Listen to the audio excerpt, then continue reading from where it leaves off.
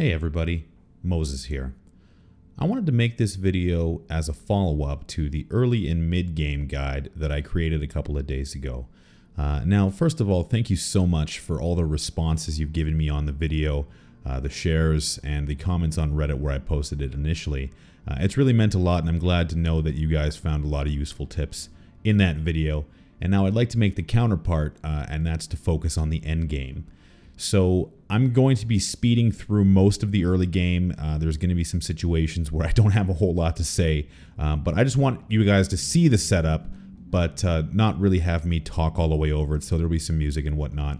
But essentially I'm going to be focusing on some of the stuff that I covered in the first video, but also some of the decision making and some of the tactics that I employ when I get into the late game. So I'm jumping in the middle of the map and I'm heading for the school, which is a great mid-map area. It's a little bit better than apartments because it gives you a lot more room to maneuver. And really, the loot in the school is quite good. Now, it's a bit of a blood bowl in the beginning, just due to the amount of players that will typically jump into the middle of the map. Now, middle of the map spawns present a pretty large challenge. When you jump onto the coast, such as the military base or the power plant or any other coastal spawn, you can generally anticipate that once you clear the area, you're going to have players only in front of you. But a mid-map spawn is going to result in players being all around you, and that basically demands a higher level of attention almost at all times. So when I move through the map, especially in the middle of the map, I'm constantly scanning second and third floor windows, especially in the apartments. Something to realize about player decision making, including my own, is that players tend to prefer high ground locations than low ground locations, and that's due to the inherent nature of them being quite a bit safer. Now, the safety aspect is not necessarily a unifying factor about position and decision making around positions, but it's more so just kind of anticipatory and knowing that players prefer high ground locations. In a similar sense, understanding that players aren't going to be moving too much towards the middle and late game unless the circle is moving. Now, if the circle isn't moving, typically players are going to be looking for safe spots to sit. So if you're moving in a if you're moving when the safe zone is not shrinking, really be looking for stationary players prone around trees and what have you, just due to the fact that around this part of the game, players are going to be sitting still and aren't going to be moving around too much. And just as we take a look at this kill here, and we're getting into the late game situation now, be decisive. If you're going to take an engagement, rely on the fact that people have a hard time with all-out aggression. So what I did there is I saw the guy, I jumped out of the truck, grievously injured myself, took the time to heal, he took time to take cover, and I saw exactly where he is. So he's going to look to peek me just to see what I'm doing, depending on what kind of caliber of a player he is. But I put some shots on him, and then I rushed him on the right side and took him out. So be decisive in your action, especially when it comes to securing kills, because the more time you play around in the open and shoot at players, the more time another player has to come up behind you and flank you because you're making all that noise. And again, being cognizant of what noise you're making and when is very, very important in the late game situation, and I'll show you why when we get later towards the end.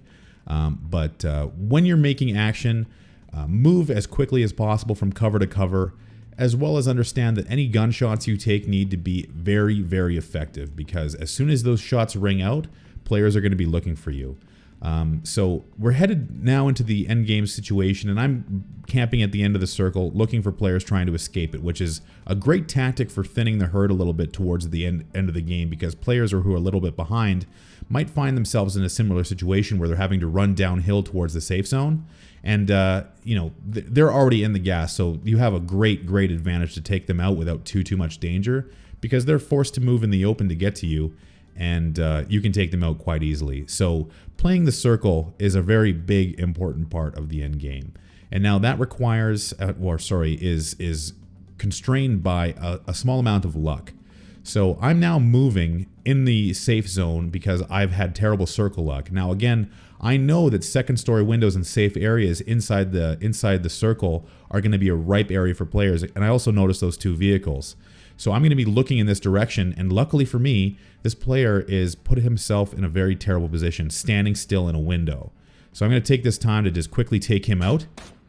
before he has a chance to really react. And that's kind of how you want to focus your engagements. Quick, and then start moving, because I'm in a wide open area. If there was another player nearby, I'd be dead. So there's a lot of luck and circumstance in this. So you can see here, I want to move to this area over here, this little red dot. That is a culmination of the safe zone and the circle, where players will still have time to be escaping, but is also generally safe for me. And I'd also like to assume that hopefully the next circle, if I'm sitting there, is going to be in that area as well, because we're in a late game situation, so the circles aren't going to be too far, but circle luck still maintains its very high level of importance. So right now I'm in a position where I'm inside the safe zone and I'm looking backwards into the circle to make sure there's no one coming up behind me. And the reason you want to position yourself up against the circle like this is for that exact reason, so no one can flank you from behind. If you have your back up to the safe zone, and this is kind of a mistake on my part, I'm moving way too early, but I was in an open area that you know, is kind of indefensible, so I wanted to get to obviously a less defensible position. But I got decent circle luck here, so I'm gonna be able to go up to this next set of trees. But I see a player here. I don't shoot because I know I don't have a clear shot, and it's a good thing because this other player up on the ridge is now shooting at me. So if I had committed to that fight, not only would I have had him shooting back at me and the other player know where I am, but I'd have this guy shooting at me as well. So going back to the mid-game guide, it is always better to have one gun on you than two. So also considering the fact that this guy's in the open and is making a considerable amount of noise, we're in a late game situation, there's going to be players all around him. So I'm going to try to engage him as best I can, but we're at a long range. I'm going to need to hit at least 3 or 4 shots. So I just have to put pressure on him to the point where he can't shoot back at me unopposed. And there's a good thing that I have this circle behind me so I can't get flanked, but I'm still being cognizant of the player on my right, who likely would have heard those shots. Now, what I don't notice here is that guy in the trees is taken out by someone in this house. Now, there's going to be a player in this middle window, but I'm not going to find that out until way late. So again, I'm scanning to my right because I don't know what happened to that other player, and because of that, I leave myself exposed on more than one angle. I know that the other player, I didn't see him die, so I assume he's still in that area, so that's who I'm looking for. But I'm basically underlining the fact that I'm in a real bad position here, and I mentioned that in the chat and while I was streaming, and I almost die here. I like, through an absolute stroke of luck, that guy in the middle window shoots me in the head and destroys my helmet, but I don't die. He didn't follow up his shot, so I'm assuming he's got a sniper rifle or a bolt action, probably. I don't know. I'm not sure. I imagine I would have died, so he might have just shot me with an AKM or something like that. But I have very little medical supplies, and I'm trying to heal up. Now, this is going to be a big part of this video, and that's knowing when to gut out and make a good play. And that's one of those situations where it's almost a coin flip. Now, notice this player on the right moving into his building? That's a great thing for me. That basically saved my life, because that other player in the building is going to hear those footsteps, and he's going to have to react to that and take his attention off of me.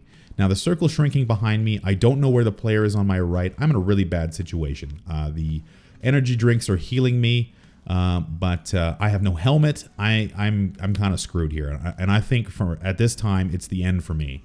But knowing what I know, I'm hoping that the player who ran into that building has taken out the player inside, but I haven't seen a death message yet. So I peek one more time to see what's going on, and I take one more shot.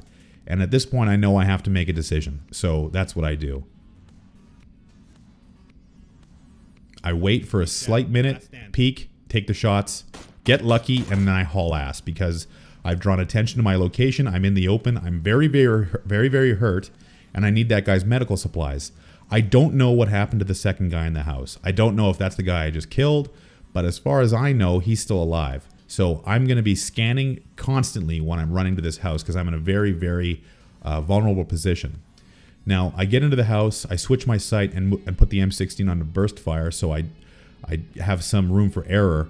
And what do you know it? He's looking for me. And again, I luck out here with the kill. I get the element of surprise, and I secure that as well. Now we're in the absolute late game situation where every bit of information is extremely important. That means sounds. You know, actually it's almost always audio, because at this point you're going to be listening for shots. There's 4 people still alive.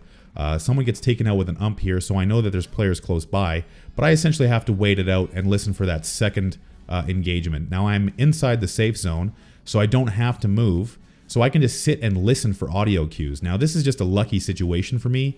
You might find yourself in a situation where you can't hear what's going on around you, and you just have to be constantly scanning visually. Now I've heard those shots, and they've come from the house up and to my left.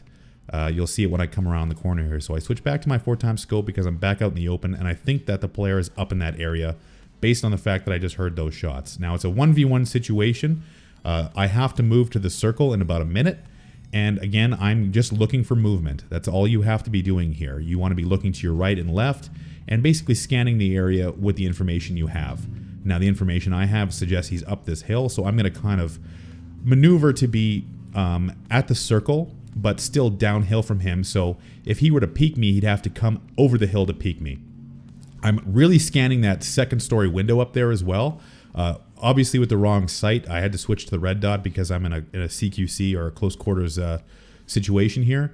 But that top level window is where I'd be focusing most of my attention because that's the only angle he could potentially have on me. Now, I believe this is where I spot the player.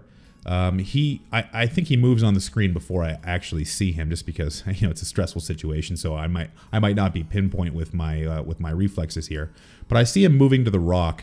And I think we both know where each other are. He's in third person, probably scanning. He's seen me. I move up to the tree to eclipse myself from him and see what he does.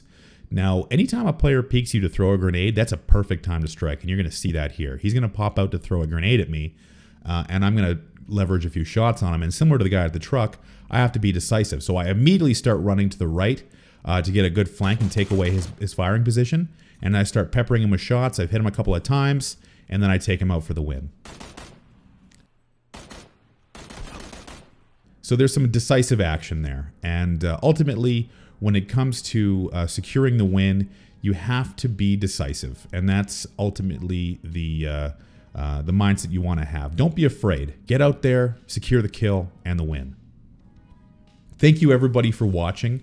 I really appreciate, again, all the comments and what you put on these videos. If you like the guide, hit the thumbs up and subscribe to me on YouTube. I'm going to try and make as many of these videos as possible that are pertinent. But you can also visit me on Twitch, which is something that I really take seriously. So you can visit me on twitch.tv/wtfmoses. Again, thank you for your viewership, and until next time, I'll see you guys out there.